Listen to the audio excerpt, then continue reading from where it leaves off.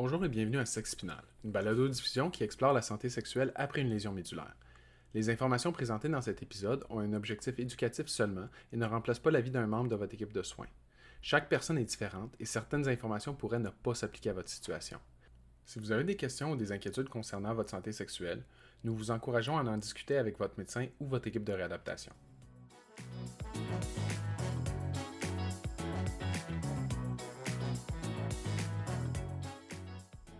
Aujourd'hui, on va parler de la santé sexuelle chez les femmes.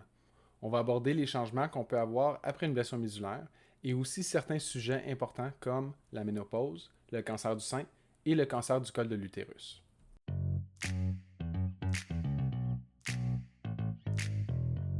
On va commencer par les changements sexuels qui peuvent arriver après une blessure médulaire.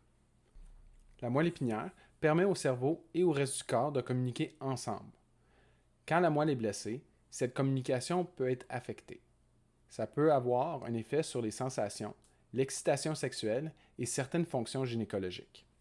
Par exemple, certaines femmes remarquent une diminution de sensation au niveau des organes génitaux. D'autres peuvent avoir moins de lubrification vaginale, ce qui peut rendre les relations sexuelles moins confortables. La bonne nouvelle, c'est qu'il existe plusieurs façons d'aider avec ces difficultés. Par exemple, l'utilisation de lubrifiants peut souvent être très utile. D'autres approches peuvent aussi être proposées selon les besoins de chaque personne. Le plus important, c'est d'en parler avec son équipe de soins et de ceux avec lesquels on est intime. Plus on parle de ses inquiétudes, plus c'est possible de trouver des solutions adaptées à sa situation.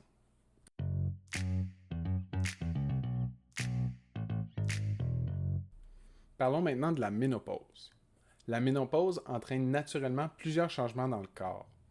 On peut voir une diminution de la lubrification vaginale, une baisse du désir sexuel ou encore des changements dans la réponse sexuelle. Chez les femmes qui vivent avec une blessure médulaire, ces changements peuvent parfois être plus difficiles à gérer. Chaque femme vit toutefois la ménopause à sa façon. Certaines auront peu de symptômes alors que d'autres seront plus affectées. Il existe plusieurs options pour aider à mieux vivre cette période. Selon la situation, ça peut inclure des traitements hormonaux ou d'autres approches qui ne nécessitent pas de médicaments. N'hésitez pas à discuter de vos symptômes avec votre médecin ou votre équipe de soins.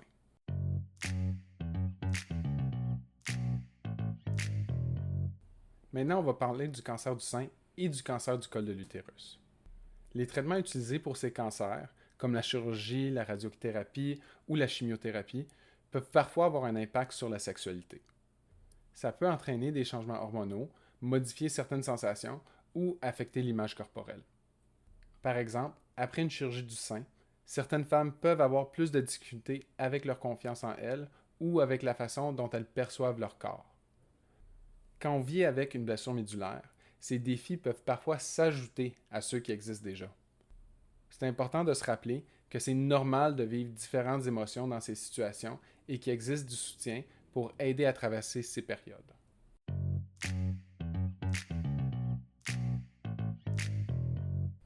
Si vous vivez avec une blessure médulaire, il peut aussi être très utile de vous informer sur certains risques de votre propre santé. Parfois, certains sujets liés au dépistage du cancer ou à la santé reproductive ne sont pas nécessairement abordés à chaque rendez-vous. N'hésitez pas à poser des questions à votre médecin ou à votre équipe de soins.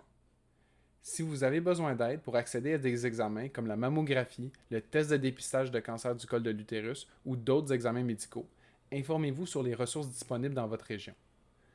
Prendre soin de sa santé sexuelle et reproductive demeure important tout au long de la vie.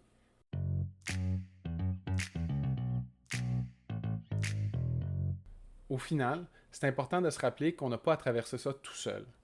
Parler avec son partenaire, exprimer ses besoins et ses limites et explorer différentes façons de vivre l'intimité peut aider à maintenir une relation satisfaisante. Pour plusieurs personnes, échanger avec d'autres personnes qui vivent des réalités semblables ou participer à des groupes de soutien peut aussi être bénéfique. Chaque personne est différente et chaque blessure est différente. Il n'existe pas une seule bonne façon de vivre sa sexualité. L'important, c'est de trouver ce qui fonctionne pour soi à son rythme.